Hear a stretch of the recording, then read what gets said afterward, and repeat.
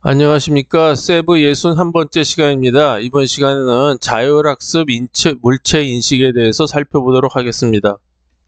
먼저 자율학습과 지도학습이 뭔가 하는 거를 살펴보도록 하겠습니다. 자율학습이라는 것은 말 그대로 이제 스스로 하는 학습을 말하는 거고요. 지도학습이라는 거는 이제 옆에서 이건 뭐고 저건 뭐고 이런 식으로 이제 가르쳐 줘야지 학습이 되는 그런 거를 이제 지도학습이라고 그럽니다. 그러니까 영어로는 이제 자율학습은 unsupervised learning이라고 그러고 지도학습은 이제 supervised learning이라고 얘기를 합니다. 근데 이제 물체 모양은 이제 이런 게 이제 물체 모양이죠. 이제 그 태어나서부터 그 다음에 이제 우리의 경험을 통해서 이제 알 수 있는 거죠. 그래서 이제 경험 없이는 알 수가 없어요.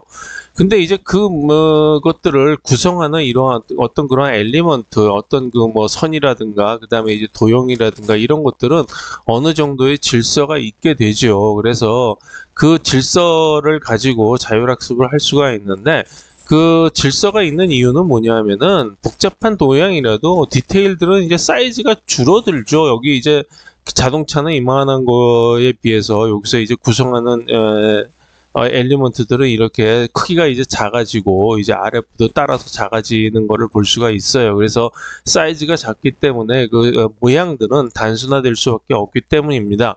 그래서 이제 어느 정도까지는 이제 제한된 유한 개수의 쉐입들로 비주얼 실러블을 구성할 수가 있는 거죠. 그래서 그것들을 보면은 이게 이제 비주얼 실러블의 예죠. 그래서 요거는 이제 컨벡스만 있는 경우 이제 몇 가지 이제 요게 이제 하나, 둘, 셋, 넷, 다섯, 요게 육각형, 요게 이제 칠각형이죠. 이제 그것들을 이제 컨벡스만 있는 경우, 그리고 이제 그거를 줄여나가면서 이제 컨케이브가 이제 하나씩 안으로 이제 밀어 넣는 거죠. 그런 모양들이고, 그거를 다시 이제 곡률에서 모서리를 둥글리면은 이제 이런 식으로 되는 거죠. 그래서 비주얼 실러블 정도까지는 어느 정도 이제 유한 개수로 이제 만들 수가 있어요. 그런데 이제 문제는 비주얼 워드부터 발생이 되죠. 비주얼 워드는 이런 실러블들을 이제 2개 이상 결합해 가지고 만든 이제 것이 이제 워드인데, 그 워드에 이렇게 2개씩 결합을 하다 보면은 이제 이게 뭐 거의 폭발적으로 늘어나죠. 요게 이제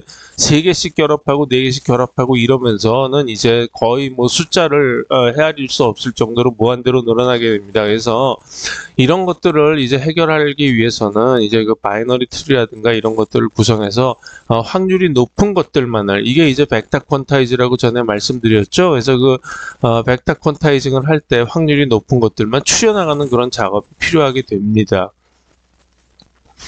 그래서 이제 그러면은 이제 자율학습 과정 및 그런 어떤 문제점들이 있나 그거를 살펴보도록 하면은, 예를 들어서 이제 이러한 그 이미지를 우리가 이제 눈으로 봤다 이거죠. 그럼 이제 뇌가 이거를 쫙 이제 그 스캔을 하면서 이제 그 거기에 맞는 이제 도형들을 이제 매칭을 시켜 나가겠죠.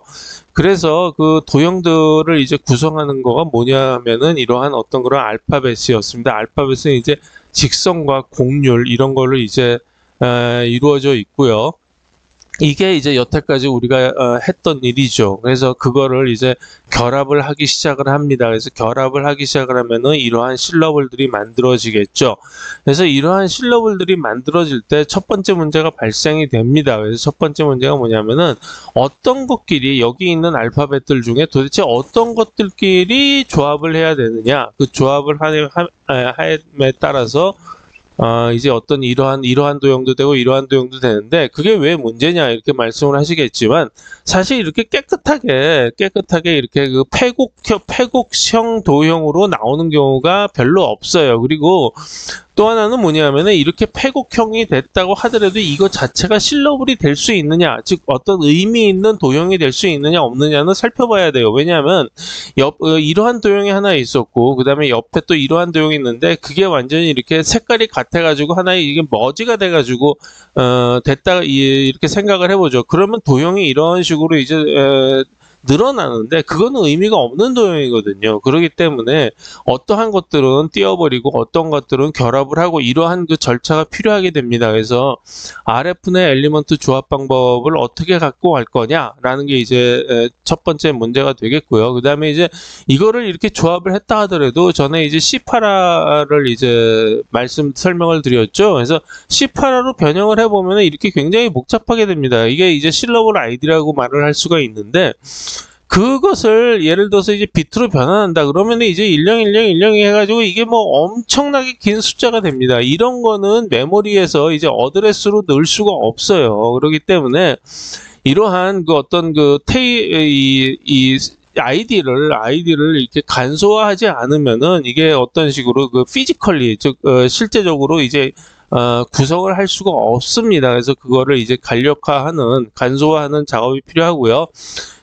세 번째는 뭐냐 하면은 이제 그 룩캅 테이블의 구성 방법인데 룩캅 테이블은 이제 여러 가지로 만들 수가 있는 거죠. 그러니까 이게 룩캅 테이블이라는 게 이게 한 단계마다 전부 룩캅 테이블이에요. 그래서 이 룩캅 테이블을 왜 필요하냐 하면은 이게 이거 두 개가 결합되면 이게 나오겠죠. 그 다음에 이거 두 개가 또 결합되면 이게 나옵니다. 그러니까 이게 두 개가 들어가서 어떤 모양이다라는 어떤 워드 아이디가 나와줘야지 돼요. 그러니까 워드 아이디가 또 들어가게 되면은 그 다음에 이디엄 아이디가 나와줘야 되고 이디엄 아이디가 다 결합이 돼서 센텐스 아이디가 되고 나중에는 결국 이제 컨텍스트 아이디까지 가가지고 하나의 이게 납박복수가 누구나 라는 식으로 이제 인식을 해야 되거든요. 그래서 이제 룩캅 테이블이 이게 일반적인 용어로 말씀드리면 이제 룩캅 테이블이 되는 건데, 그거를 구성을 하는 방법은 여러 가지가 있습니다. 첫 번째는 가장 간단한 건 메모리죠. 여기다가 이제 메모리 하나씩 전부 깔면 되는 거예요. 그래서 이러한 어드레스를 찔러 넣으면은 그게 이제 아이디가 되겠죠. 아이디를 찔러 넣으면 그 다음 레이어에 이제 또 아이디 값이 나오는 거죠. 그러니까 요게 이제 메모리로 해서 요게 이제 그 들어가는 입력 아이디와 출력 아이디의 그 관계를 콤보 이거를 만들어서 메모리에다 넣어주면 되는 거예요. 이게 가장 간단한 방법이고, 두 번째는 우리가 여태까지 해왔던 식으로 프로그램으로 만드는 거죠. if문하고 어레이를 쓰면 되는 건데 이거는 이제 메모리에 좀 한계가 있는 거예요. 속도도 안 되고, 그 다음에 이거는 하나하나씩 계산을 해야 되고, 그 다음에 이제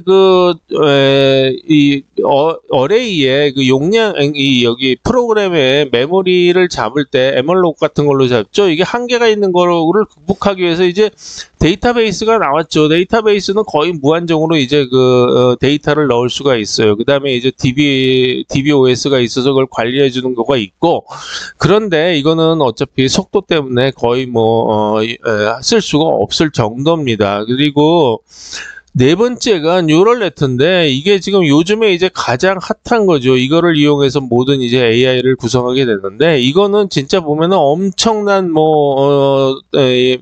이 GPU와 그 다음에 이제 그 전기와 이런 거를 소모하게 돼서 또 이런 것도 문제가 있어요. 그걸 해결하기 위해서 NPU, 뉴럴 프로세싱 유닛이라는 거를 이제 만들고 있는데, 요게 이제 전기를 좀 적게 먹으면서도 우리 뇌와 비슷한 어떤 그러한 작용을 할 수 있게 되는 그러한 유닛이죠. 미래에는 이제 NPU가 거의 대치될 거라고 예상이 됩니다.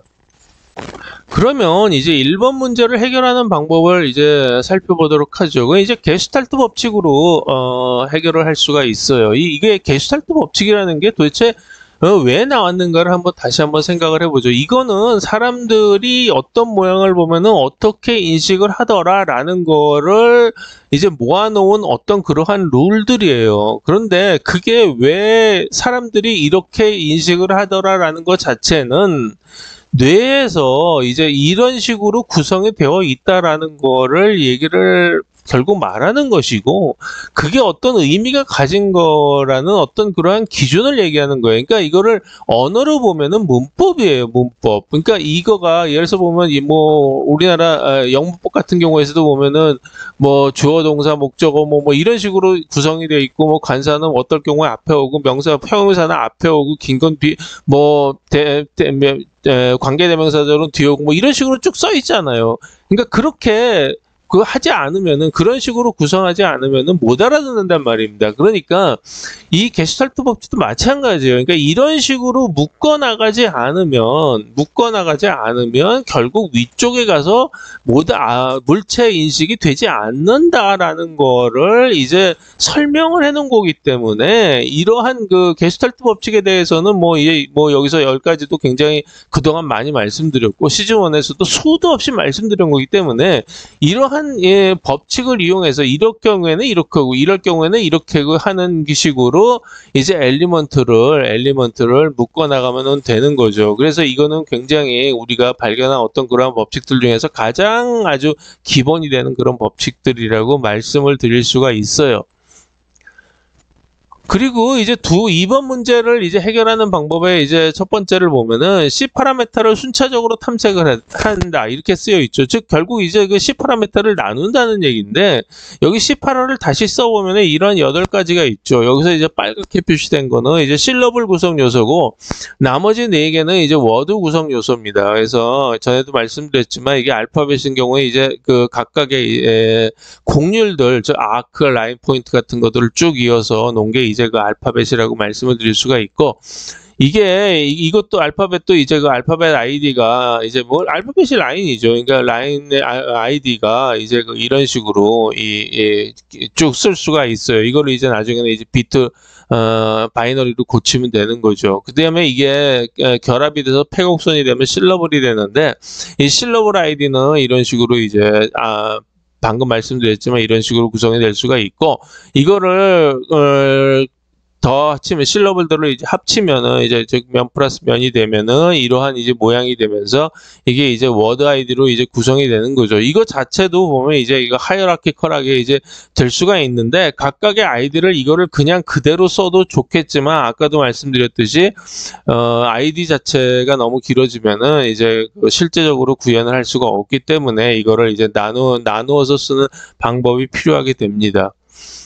그래서 이제 그 나눌 때 어떻게 나눌 거냐. 그래서 이제 실러블을 만들 때를 한번 이제 보도록 하죠. 그래서 이제 여기서는 이제 하나의 예인데, 알파벳의 개수를 하나씩 늘리면서 인덱싱 및 탐색을 한다, 이렇게 되어 있죠. 그래서 이제 찾아지는, 이게 뭐 처음에 여기서부터 시작을 한다라고 이제 보면은, 여기서 이제 또 그 다음에 이제 여기서는 이제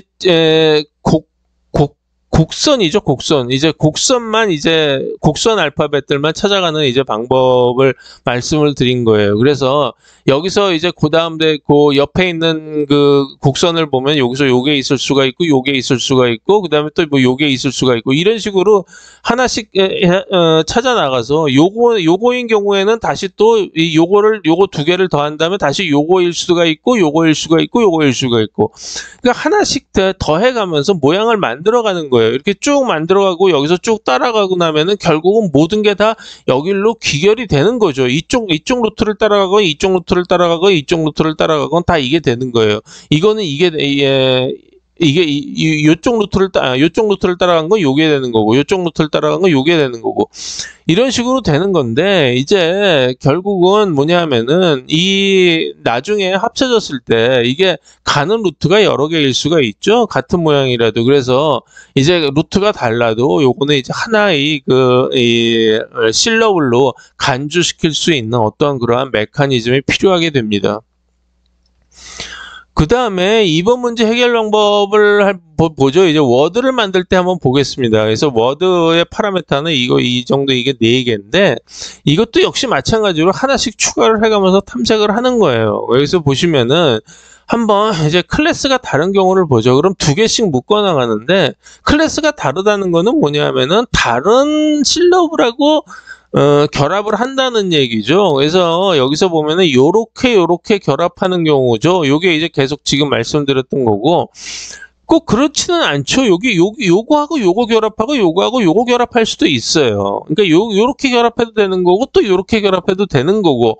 그러니까 이게 하나의 RF 상에 들어오게 되면 어떤 식으로 결합을 해도 상관이 없는데, 이게 말씀을 드렸지만 이렇게 결합된 것 중에서 예를 들어서 이런 경우는 거의 나타나질 않는다. 확률이 없다. 그러면은 그 다음 단계에서 이건 빼버린다는 얘기예요. 그렇기 때문에 우리가 모양을 만들어 나갈 때 이거를 그 다음 단계로 올릴 거냐, 이거를 올릴 거냐라는 거는 확률을 가지고 얘기를 해야 되고, 그 확률이 여태까지 우리가 살아오면서 확률이 높은 것들만을 쭉 정리한 게 바로 또 게슈탈트 법칙이잖아요. 그렇기 때문에 그 게슈탈트 법칙, 그 다음에 확률, 이런 거의 논리에 의해서 전부 어떤 확률이 높은 것들만 위쪽으로 올라가고, 그 다음에 확률이 낮은 것들은 이제 그 벡터 퀀타이징 할 때 코드워드에서 이제 탈락시킨다.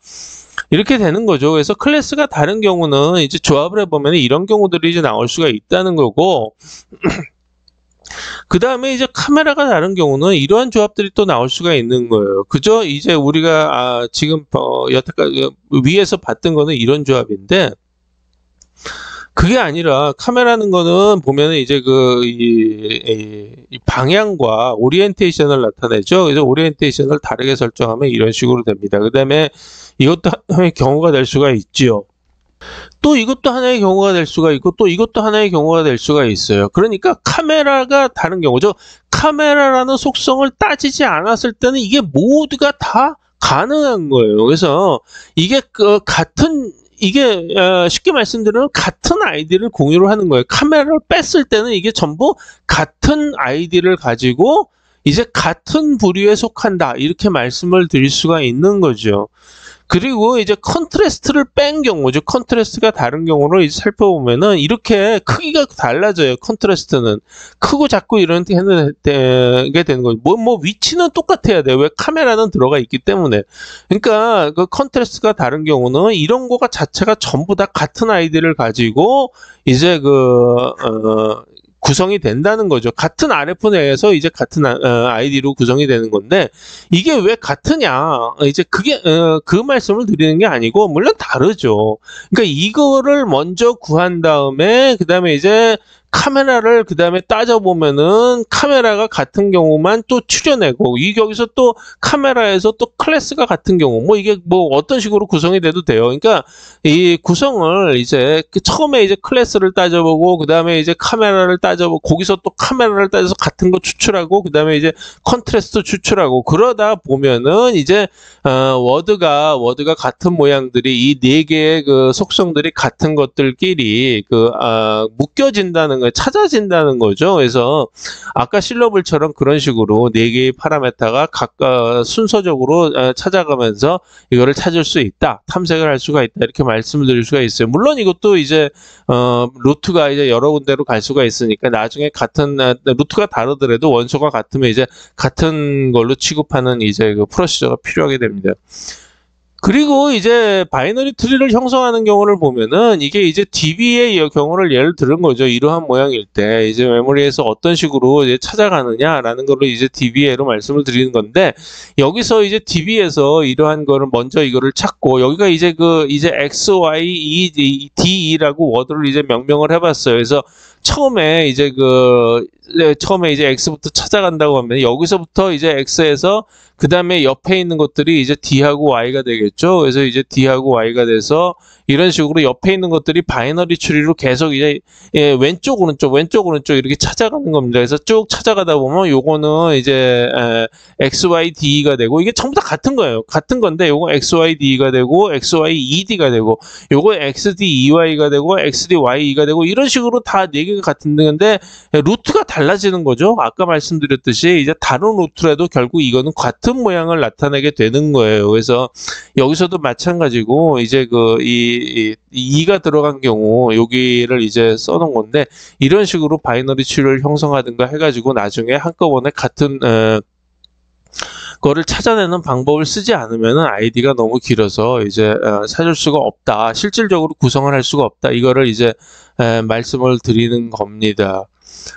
그래서 이제 거기에 대한 이제 센텐스를 만들 때, 아까는 이제 실러블하고 워드를 봤죠. 그래서 센텐스를 만들 때는 이제 어떻게 되느냐, 그러면은 이제 이거는 이제 우선순위, 역시 우선순위 탐색 대상이 되어야 되는데, 이게 물체가 커지면은 디테일들이 너무 많아지죠. 그래서 아까 말씀드렸듯이 이러한 디테일들이 많아지면은 이제 그 뭐 워드 아이디나 이런 것들이 엄청나게 뭐 거의 무한대로 이제 높아지게 되죠. 그래서 이거를 결국은 어떤 하나의 그 옥타브를 잡을 때 이 옥타브라는 것 자체는 뭐 거의 프로파일하고 같은 개념이에요. 그러니까 프로파일이라는 거는 보면은 이제 이거 옥타브는 이제 그 거리가 다른 경우를 이제 4가지 정도로 나눠서 우리가 이제 이 탐색을 할 때 각각 다른 어떤 이 코드북을 쓴다 이렇게 이제 말씀을 드렸었는데 프로파일이라는 거는 뭐냐면은 같은 거리에서 해상도가 다른 게 프로파일이고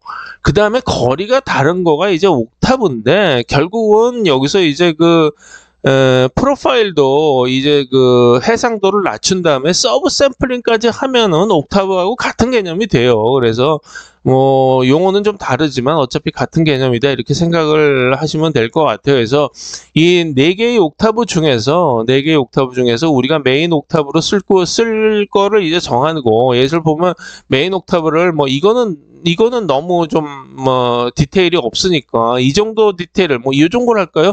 이 정도 디테일을 가지고 있는 거를 하나의 이 기준으로 잡는다고 하면은 여기서는 대충 이제 이 호랑이의 몸에 이제 어떤 대체적인 실루엣만 나오게 되죠. 디테일들은 이제 사라지게 되고 이제 그러한 실루엣만 하다 보면 여기 뭐 엉덩이, 꼬리, 다리, 머리 요런 것만 구성하는 요러한 실러블들이 이제 적게 들어갈 거예요. 그래서 그러니까 같은 RF에서 조합의 개수가 적게 나오는 것서부터 이게 메인을 정하고 거기서부터 이제 코드북을 이제 줄여 나가서 그러니까 탐색 범위를 줄여 나가서 점점 디테일이 높은 쪽으로 올라오는 거가 이제 필요하게 될 겁니다. 그래서 이러한 방법을 이용을 해서 우리가 센텐스를 만들 때는 이제 너무 복잡해지니까 이러한 어떤 그러한 메인 옥타브를 정하는 방법이 필요하다 이렇게 이제 말씀드릴 수가 있어요. 물론 센텐스부터는 아까 말씀드렸듯이 어떤 호랑이라는 거에 이 모양을 모르면 형태를 모르면 우리가 이게 호랑이구나 뭐구나라는 거를 이제 말씀드릴 수가 없다. 그래서 이제 지도 학습이 필요하게 되지만 어쨌든 간에 어떤 그러한 우선순위 탐색 대상을 옥타브별로 정해야 된다. 이렇게 말씀드릴 수가 있습니다.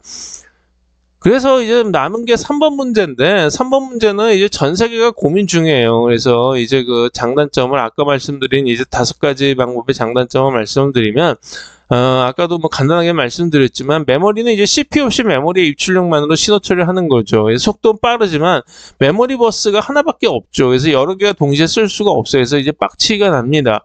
그렇지, 이거를 문제를 해결하려면 이제 마이크로 모듈로 나눠야 되는데, 이런 경우가 이제 굉장히 좀, 뭐 힘듭니다. 메탈라이제이션을 한다든가 이런 경우가 계속 선이 가장 제일 힘들죠. 모듈보다도. 그런 문제가 있기 때문에 이거는 거의 뭐, 고려하지 않은 방법이라고 말씀드릴 수가 있고요. 이거는 이쁜 프로그램을 쓰는 거는 뭐 워낙 잘 아실 겁니다. 워낙 뭐 이제 폰너이만으로 하다 보면 하나밖에 안 되는, 연산이 하나밖에 안 되는 거고, 스레드 같은 거를 쓴다 하더라도 결국은 스레드는 메모리가 겹치면 안 되기 때문에 어떤 인디펜던트한 모듈로 묶을 수가 없어요. 지금 이거를 돌리기 위해서는. 그래서 이건 좀 힘들 것 같고, DB는 아까 말씀드린 속도가 너무너무 느리죠. 그래서 이것도 힘들 것 같고, 뉴럴네트는 현재 가장 많이 쓰는 대중적인 방법인데, 뭐 이제 오픈 AI의 샘 올트만이 얘기했듯이 우리의 GPU가 지금 녹아내리고 있다. 이럴 정도로 지금 뭐 엄청난 발열량과 전기 소모량이 들어가기 때문에 이것도 좀 해결을 해야 될 문제가 이제 굉장히 많습니다. 그리고 미래 해결 방법이 이제 NPU인데 이게 뉴럴 프로세싱 유닛이죠. 이거는 이제 ALU하고 메모리를 결합해서 이제 만드는 방법인데 이것도 발열량도 줄고 이제 뇌 방식이라서 이제 효율성도 높아지지만 하드웨어적으로 보면 이제 시냅스 개수를 자유자재로 변경하기가 힘든 그런 이제 문제들이 있어요. 그래서 이제 이거를 가지고 어떻게 할 건가라는 거는 이제 앞으로도 계속 이제 결정을 해야 될 문제지만 저로서는 지금 할 수 있는 방법이 이제 그 DB하고 이제 if 뭐 프로그램을 쓰는 방법밖에 없는데, 이제 저는 이제 그 if문을 어레이를 최대한으로 잡아서 if문의 프로그램으로 이제 순차적으로 그냥 뭐 넌 리얼타임으로 계속 돌리면서 데이터가 많아지면은 DB에 저장을 하는 어떤 그러한 방식으로 이제 어떠한 그 도용들이 확률이 가장 많이 나오고 그런 거를 이제 체크를 해볼 생각입니다. 그래서 이제 다음 장부터는 가장 기초가 되는 이제 그 곡률이 사실은 지금까지 구한 것도 굉장히 경우에 가지수가 많아요. 그걸 1도 단위로 구하는 것도 거의 뭐 엄청난 개수가 나오고, 그래서 곡률을 어떻게 하면은 효율적으로 줄일 수가 있는가 하는 방법부터 다시 설명을 드리도록 하겠습니다. 경청해 주셔서 감사합니다.